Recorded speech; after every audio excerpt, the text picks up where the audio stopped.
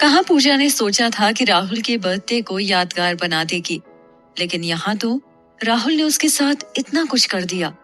इसके बाद क्या होता है, चलिए जानते हैं। हेलो, आप सुन रहे हैं आपका अपना पॉकेट एफएम। मैं नेहा आपको सुना रही हूँ एक कहानी जिसका नाम है निशब्द, प्यार की एक खामोशी। इसे लिखा है ज्ञानेंद्र मधेशिया ने और आवाज दी है मैंने। डोरबेल बजी, पूजा अपनी स्मृतियों से बाहर आई। क्रीम जो वो अपने जख्मों पे लगा रही थी, उसकी ट्यूब नीचे गिर गई। कुछ बच्चे बाहर आए थे। दीदी, बॉल अंदर आई है, जरा देना। रुको, मैं ला रही हूँ, पूजा ने कहा। उन बच्चों के साथ एक छोटी लड़की भी थी। पूजा ने उसे गले लगाकर कहा, मुझे पहले किस्सी करो। उस छोटी बच्ची ने पूजा के गाल पे किस्सी दी। उसके बाद पूजा ने वो गेंद उन्हें दे दी। बच्चे गेंद लेकर चले गए। पूजा के मोबाइल पे निधि का फोन आ रहा था। पूजा ने फोन उठाया। निधि, अरे मेरी जान, फोन उठाने में कोई इतनी देर करता है क्या? जब से तेरी शादी तेरे पसंद के लड़के से हुई है तो भूल ही गई है। पूजा कुछ बोल ही नहीं पा रही थी, उसकी आंखों में आंसू थे। निधि, हेलो पूजा, हेलो, क्या हुआ, तुम रो रही हो क्या? कुछ बोलो, क्या हुआ? निधि ने कहा। निधि समझ गई कि कुछ हुआ है, क्योंकि जब जब वो परेशान होती तो वो किसी से बात नहीं करती थी, एकदम चुप हो जाती थी। निधि, मैं राहुल से बात करती हूँ। अरे अगर कोई प्रॉब्लम है तो बैठ के सुलझा लेना चाहिए ना। पूजा कुछ बोली नहीं, एकदम चुप थी। निधि ने फोन काट दिया और राहुल को फोन करने लगी। हेलो राहुल, मैं निधि बोल रही हूँ। हाँ बोलो निधि, आज इतने दिन के बाद कैसे याद किया? राहुल ने कहा। निधि, ये सब छोड़ो और बताओ क्या बात हुई तुम दोनों के बीच? राहुल, कहना क्या चाहती हो? निधि, पूजा को कहीं तुमने डांटा तो नहीं? अरे छोटी मोटी गलती तो हो जाती है अक्सर पति पत्नी के बीच। उसकी बात को बीच में काटते हुए राहुल बोला, क्या कहा उसने तुमसे? निधि, यही तो प्रॉब्लम है, उसने कुछ कहा ही नहीं। देखो राहुल, कोई बात रुचि से जुड़ी हुई है तो नहीं ना, या फिर कोई और? देखो निधि, ये हम पति पत्नी के बीच की बात है, हम खुद सुलझा लेंगे, तुम्हें इसके बीच पड़ने की जरूरत नहीं। मुझे ऑफिस में बहुत काम है, मैं फोन रख रहा हूँ। सुनो राहुल, रुको एक मिनट, बात तो सुनो। लेकिन राहुल ने फोन स्विच ऑफ कर दिया। हेलो दी, आप कुछ बोल क्यों नहीं रही हो? अपनी प्रिया से गुस्सा हो क्या? मैंने आपके कमरे को बिल्कुल भी नहीं बदला, आपके जाने के बाद भी नहीं। आखिर मैं आपसे बहुत प्यार जो करती हूँ। हाँ, ये अलग बात है कि आप जीजू को मुझसे ज्यादा प्यार करती हो। हेलो दी, कुछ तो बोलो। मम्मी दी मुझसे बात ही नहीं कर रही है, गुस्सा है लगता है मुझसे। प्रभा देवी, पूजा क्या हुआ बेटा, किसी ने कुछ कहा क्या? नेटवर्क प्रॉब्लम होने की वजह से फोन कट गया। प्रभा देवी ने दोबारा फोन मिलाया लेकिन फोन नहीं लगा। राहुल का फोन भी बंद आ रहा था। रात के करीब 10 बज रहे थे। बड़ा खामोशी सा नजारा था। वो कहा भी जाता है जब खामोशी कुछ ज्यादा हो तो किसी बड़े तूफान का संकेत है। साली, आज उसने सारी हदें पार कर दी। घर की बातों को बाहर बताने में थोड़ी सी भी शर्म नहीं आई। कल उसे छोड़कर गलती कर दी, आज उसे बताता हूँ एक पति क्या होता है। अभी तक दोस्ती निभा रहा था, आज उसे जितनी भी उल जलूल की बातें मन में आ रही थी सब बड़बड़ाता हुआ वो फ्लैट में दाखिल हुआ। पूजा टेबल पे खाना लगा रही थी। राहुल अपने गुस्से को कंट्रोल करते हुए रूम में कपड़े चेंज करने लगा। कमरे को देखकर लग रहा था वो कपड़े चेंज नहीं कर रहा बल्कि पूरा कमरा बिखेर रहा है। उसकी कंपनी से मिली हुई डायरी जो उसने पूजा को दी थी टेबल पे रखी थी और उसके हाथों से लगकर नीचे गिरी। उस डायरी में रुचि की वही तस्वीरें थी जो वो कई दिनों से ढूंढ रहा था। उसे पूरा मामला समझ में आने लगा कि पूजा उसे रुचि की हर चीज से दूर करना चाहती है। गुस्से में ही वो कमरे से बाहर निकला और टेबल पे रखा हुआ खाना जिसमें उसकी फेवरेट आलू की पूरी बनी थी उसको फेंक दिया। इतने दिनों से इस तस्वीर को ढूंढ रहा हूँ और तूने उसे छिपा दिया। साला, मैं पूरी पूरी रात सो भी नहीं पाया था। पूजा, मैंने कुछ नहीं किया। वो कपड़े धोते वक्त मिला था मुझे कुछ काम था इसीलिए। पूजा रोई नहीं, बस रोने ही वाली थी। राहुल, अच्छा, जलाने का इरादा था इस तस्वीर को। साली चरित्रहीन, खुद तो मेरे दोस्त से संबंध रखती है और सबके सामने सती सावित्री बनती है। पूजा, हमें चरित्रहीन मत कहो, मैं पवित्र हूँ। मैं बस तुमसे। आगे बोलते बोलते वो रुक गई। राहुल, मुझे तो शक है कहीं प्रिया भी तुम्हारी तरह ही चरित्रहीन। पूजा से बर्दाश्त नहीं हुआ। उसने राहुल की कॉलर पकड़ ली।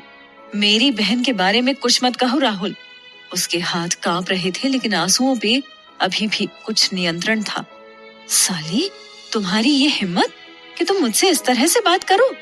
पूजा की दोनों हाथों को पकड़कर पीछे की ओर ले जाते हुए राहुल ने कहा, तुम्हारी पत्नी हूँ, कोई जानवर नहीं जो तुम मुझसे इस तरह से पेश आ रहे हो। एक बार मेरी पूरी बात तो सुन लो। पूजा ने कहा। राहुल, कुछ नहीं सुनना मुझे। पत्नी बनने का बहुत शौक है ना, चलो तुम्हें पत्नी बनाता हूँ। राहुल पूजा को उठाकर स्टोर रूम की तरफ, जहाँ घना अंधेरा था, ले गया। राहुल, राहुल सॉरी, ये क्या कर रहे हो? छोड़ो हमें प्लीज। राहुल।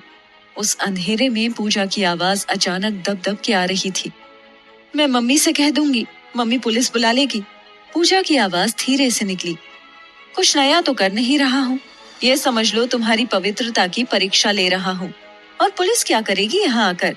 वैसे भी भारत की आईपीएस की धाराओं में इतनी ताकत नहीं जो एक पति को उसके अधिकार से वंचित कर सके। राहुल ने जोर आजमाते हुए कहा। चुपचाप जैसा मैं कर रहा हूँ वैसा करती चलो, नहीं तो दिक्कत तुम्हें ही होगी। पूजा का विरोध करना चालू रहा। राहुल ने अपने बेल्ट को निकालकर उससे उसके हाथों को कसकर बांध दिया। अचानक स्टोर रूम के अंधेरे से पूजा की जो आवाज दबी दबी सी बाहर आ रही थी, आनी बंद हो गई। खामोशी आज कई दिनों की खामोशी से कुछ ज्यादा बढ़कर थी, क्योंकि आज तो झिंगुर भी कुछ नहीं बोल रहे थे। भोर हुई। राहुल स्टोर रूम से बाहर आया, तभी फोन की घंटी बजी। राहुल ने फोन उठाया। हाँ माँ, कहो क्या हुआ? सब ठीक तो है ना? माँ, तेरे पिता की हालत बहुत खराब हो चुकी है, हॉस्पिटल में एडमिट हैं। चिंता मत करो माँ, मैं आ रहा हूँ। राहुल उसी समय देवरिया के लिए निकल गया। शाम तक वो घर पहुंचा। वहां जाकर पता चला कि दिनेश जी ने सही समय पर अगर हॉस्पिटल में एडमिट न किया होता तो कुछ अनहोनी हो सकती थी। शाम को देर रात तक उन्हें डिस्चार्ज कर दिया गया। सब लोग दिनेश जी के घर पर ही रुके थे। प्रभा देवी अपने जमाई की आवभगत की तैयारियां कर रही थी। राहुल, क्या हुआ था पापा? दिनेश, क्या बताऊं बेटा, रोज पूजा की चिंता करते हैं, इसीलिए इनको दिल का दौरा पड़ गया। वो तो अच्छा हुआ कि मैं था। सब भगवान का करम है कि अनहोनी नहीं हुई। अरे मेरा दामाद मेरे बेटे से कम थोड़े है जो मुझे मेरी बेटी की चिंता होगी। तुम्हारे रहते मैंने तो कभी उसकी चिंता नहीं की। बचपन के पक्के दोस्त जो हो तुम दोनों, हमारी तरह। दिनेश सक्सेना ने अपनी खुशी जताते हुए कहा। प्रभा देवी ने भी उनकी हाँ में हाँ मिलाई। जीजू, आप दी को नहीं लाए? प्रिया ने मायूस होकर पूछा। राहुल कुछ नहीं बोला। अरे पगली, जल्दबाजी में कहाँ ला पाएंगे उसे? प्रभा देवी ने उसको मुंह बंद करने के लिए कहा। ठीक है, पहले जीजू को आराम करने तो दो। आइए जीजू, मैं आपको दी के कमरे में लेकर चलती हूँ। प्रिया राहुल को पूजा के कमरे में ले गई। आप फ्रेश हो जाओ। सुनो जीजू, अलमारी में दी की डायरी है, पहले उसे अपने बैग में रख लो। लेकिन खोलिएगा मत, उन्हें अच्छा नहीं लगता कोई उनकी डायरी खोले। वो यही अपनी डायरी भूल गई थी। ठीक है, अभी रख लूंगा, राहुल ने कहा। रख नहीं लूंगा, रखिए, नहीं तो मैं फिर भूल जाऊंगी।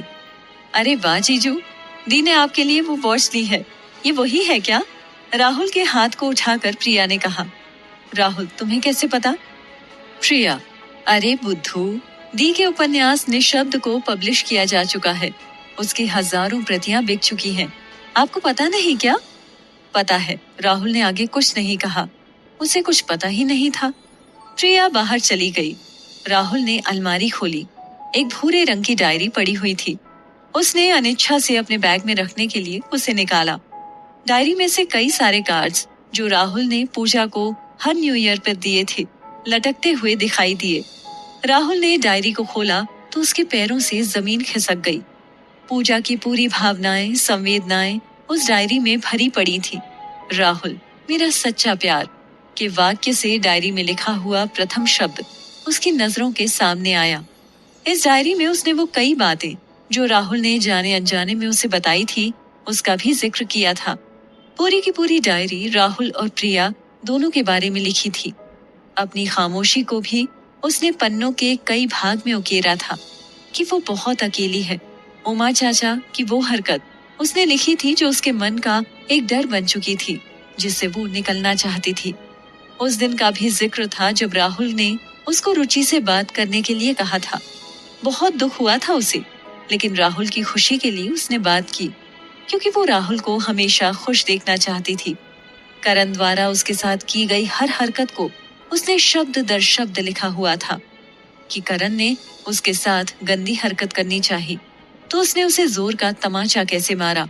उसने ये भी कहा कि वो उससे बदला लेगा, लेकिन उसे डरने की क्या जरूरत, राहुल जो उसके साथ है, हमेशा एक अच्छा दोस्त बनकर।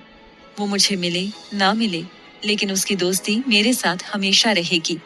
अपने प्यार का इजहार तो नहीं कर पाऊंगी, लेकिन एक दिन वो मेरी खामोशी को जरूर समझेगा कि मैं उससे कितना।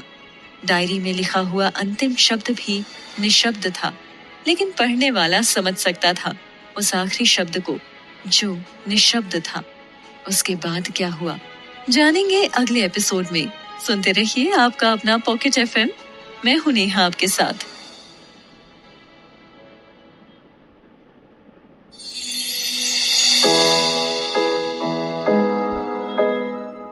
आखिरकार राहुल ने पूजा की डायरी पढ़ ही ली।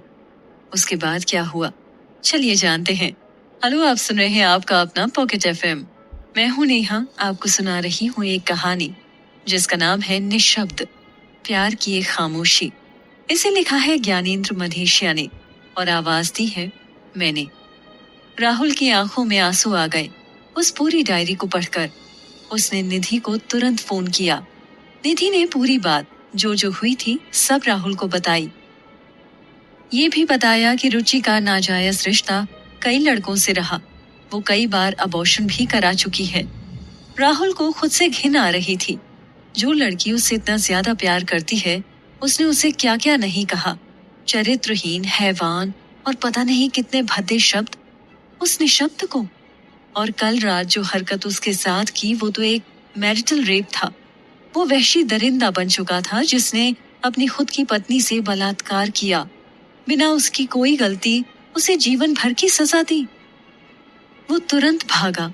उसी रात कानपुर की बस पकड़ ली। वो रात बीत ही नहीं रही थी, पता नहीं क्यों।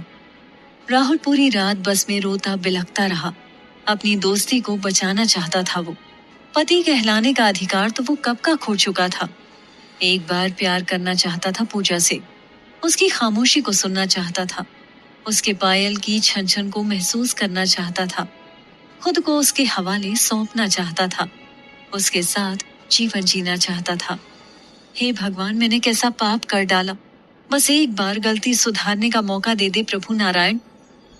यही रट लगाता हुआ वो बस अपनी मंजिल तक पहुंचने का इंतजार कर रहा था। सुबह के 8 बजे आखिर वो समय आ ही गया जिसका उसे इंतजार था। बस स्टेशन से कोई जीप नहीं मिल रही थी। सुबह का समय जो था, पैदल ही दौड़ पड़ा। रास्ते भर ये सोच रहा था जाते ही सीने से लगा लूंगा उसे, उसके पैरों में गिरकर भीख मांग लूंगा, लेकिन उसकी माफी लेके रहूंगा। अब वो फ्लैट के ठीक सामने खड़ा था। सोच रहा था पूजा सच के बैठी होगी। उसके लिए उसका फेवरेट डिश भी बना दिया होगा उसने। अभी फोन करके पूछेगी कि राहुल कब तक आओगे। इसी उधेड़ बुन में वहीं बाहर खड़े खड़े कल्पनाओं की दुनिया में चला गया। तभी एक लड़के ने कहा, सुनिए बाबूजी, आप इसी घर में रहते हैं ना? राहुल का दिवा स्वप्न टूटा। हाँ यही मेरा घर है। ये लीजिए, भाभी जी ने तस्वीर बनाने को दिया था, फ्रेम बस लगाना था, अब कंप्लीट हो गया है। राहुल ने वो तस्वीर ली। उस तस्वीर को खोलते ही एक और झटका लगा उसे। वो तस्वीर रुचि की थी। इसका मतलब पूजा ने उसकी खुशी के लिए रुचि की एक बड़ी तस्वीर बनाई थी, इसीलिए उस तस्वीर को खुद के पास रखा था। और मैंने उसकी बात भी नहीं सुनी। तस्वीर को बाहर फेंक कर वो गुस्से से घर में घुसा। आलू की पूरियां धरती पर बिखरी पड़ी थी।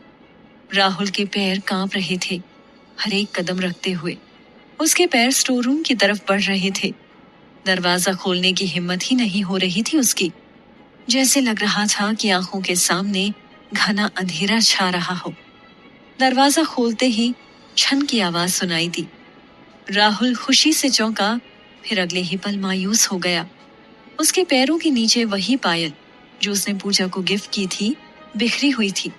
उसमें से कई घुंघरू यहाँ वहां फैले हुए थे। कुछ खून के धब्बे भी साफ दिख रहे थे, जो राहुल को उसकी हैवानियत का सबूत दे रहे थे। लेकिन पूजा वहां दिखी नहीं। वो दौड़ते हुए पूरे घर में पूजा पूजा चिल्ला रहा था। खामोशी में भी उसने ढूंढा पूजा को, प्रेम से भी ढूंढा, निशब्द बनकर भी ढूंढना चाहा, लेकिन वो दिखी नहीं। तभी उसकी नजर उस तस्वीर पे पड़ी जो कुछ दिनों से पूजा बना रही थी। वो तस्वीर दीवार पर लगी हुई थी, लेकिन कभी उसने गौर ही नहीं किया। तस्वीर में दो छोटे छोटे बच्चे थे, जिसके नीचे लिखा था, मेरा सपना। एक छोटा सा राहुल और एक छोटी सी प्रिया। इसके बाद क्या हुआ, जानेंगे कहानी के अगले पार्ट में। सुनते रहिए आपका अपना पॉकेट एफएम। मैं हूं नेहा आपके साथ।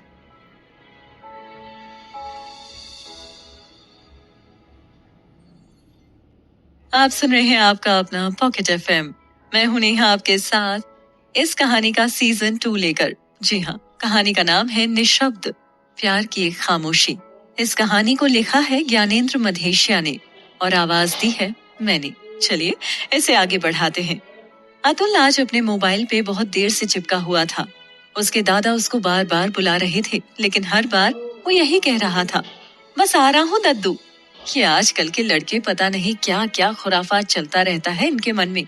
अभी फसल काटनी है और ये महाशय बिजी हैं। हाँ दद्दू, आ गया मैं, हांफते हुए अतुल बोला। बहुत अच्छा काम किया जो आ गए, थोड़ा और देर से आते। दद्दू चिढ़ते हुए बोले, अरे दद्दू आप परेशान क्यों होते हैं, मैं ये सब काम कर लूंगा, आप आराम करें।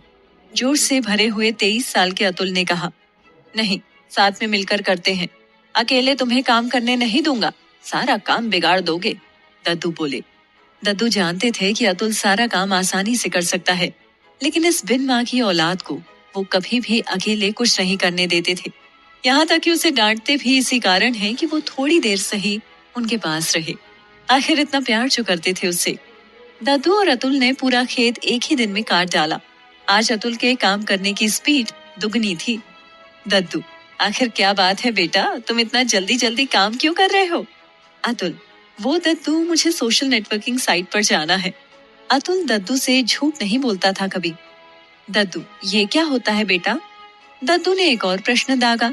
अतुल ने कहा, फिर कभी बताऊंगा दद्दू, आप इसे समझ नहीं पाएंगे ऐसे। अतुल दद्दू को समझा तो सकता था, लेकिन शायद समझाना नहीं चाहता था। जल्दी जल्दी काम निपटाकर वो अपने हाल में लिए गए सैमसंग ऑन 5 प्रो मोबाइल में सोशल साइट्स को ओपन करने लगा। लगभग 2 साल पहले तक अतुल का व्यवहार ऐसा नहीं था। पढ़ने वाला लड़का किसी के इश्क में गिरफ्त हो चुका था।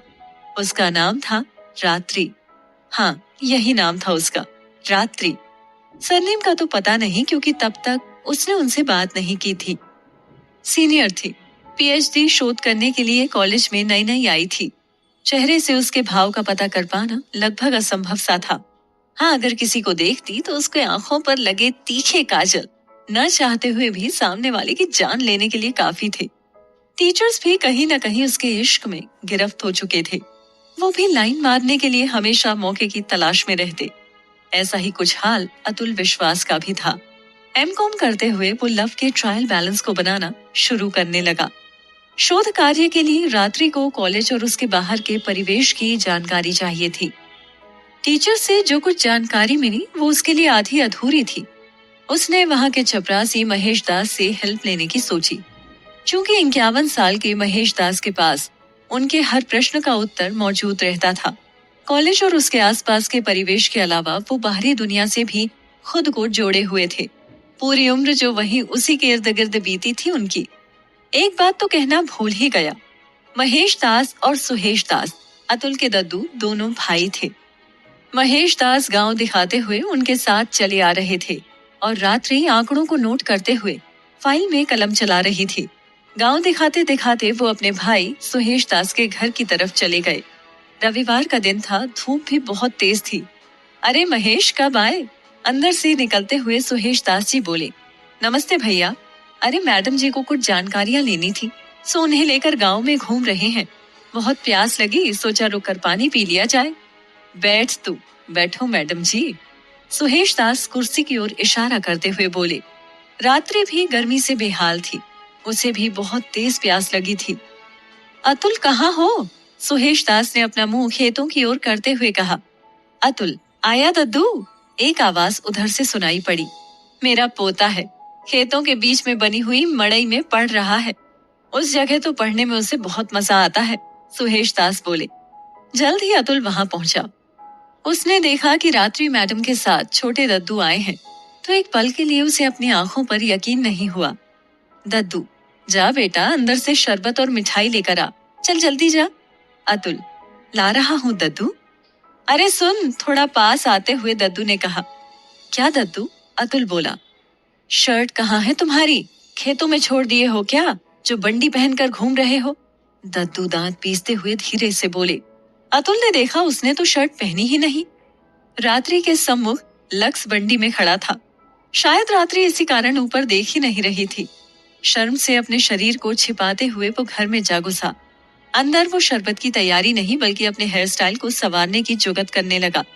रात्रि के कपड़ों से मैचिंग करने के लिए झट से अपना पीला शर्ट, जिस पर अमेरिकन फ्लैग पीछे की ओर चिपका था, पहन लिया।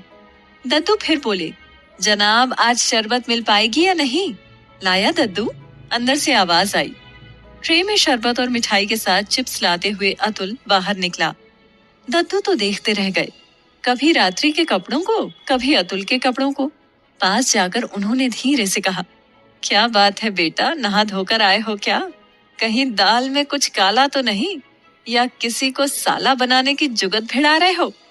दद्दू, चुप रहिए, वो मैडम क्या सोचेंगी? विनती स्वर में अतुल बोला। दद्दू, तुम्हें बड़ी चिंता हो रही है कि क्या सोचेंगी?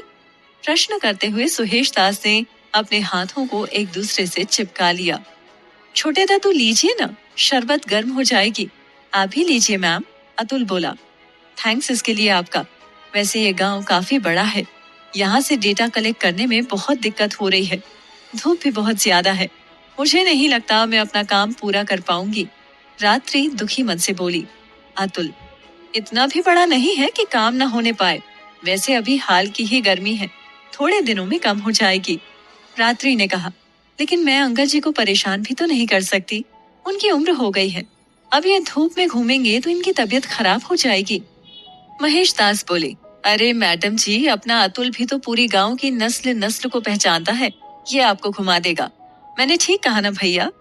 महेश दास सुहेश दास की ओर देखकर बोले। दद्दू, हाँ, तुझे ज्यादा दौड़ भाग नहीं करनी चाहिए, बाकी का काम अतुल कर देगा। रात्रि खुश होकर, आप सबका बहुत बहुत धन्यवाद, यहाँ के लोग कितने हेल्पिंग और केयरिंग नेचर के हैं। अतुल, मैम आप शाम को मिलिए, हम शाम से ही आपका काम चालू करवा देंगे। शाम को? सकुचाते हुए रात्रि बोली। दद्दू बोले, अरे डरने की कोई जरूरत नहीं है बेटा, अपना अतुल लाखों में एक है, ये कभी किसी के साथ कुछ गलत हरकत करने की सोच भी नहीं सकता। वैसे आपका स्टूडेंट है क्या ये? रात्रि, स्टूडेंट? महेश दास बोले, अरे मैडम जी, उसी कॉलेज में ये भी तो है जहां आप वैज्ञानिक का काम करती हैं। रात्रि, उसे रिसर्च कहते हैं। तुम भी वहीं पढ़ते हो? रात्रि ने अतुल से पूछा। अतुल ने कहा, हाँ, इस बार एमकॉम फाइनल है। रात्रि, वाओ, गुड, चलो अच्छा है। ओके, मैं शाम को मिलती हूँ। थैंक्स आप सबका, और अंकल जी मैडम मत कहिए, बेटी कह सकते हैं। इतना कहते हुए रात्रि वहां से निकल गई। अतुल उसकी आंखों से ओझल होने तक उसे देखता रह गया। इसके बाद क्या हुआ, जानने के लिए सुनते रहिए आपका अपना पॉकेट एफएम। कहानी का नाम है निशब्द।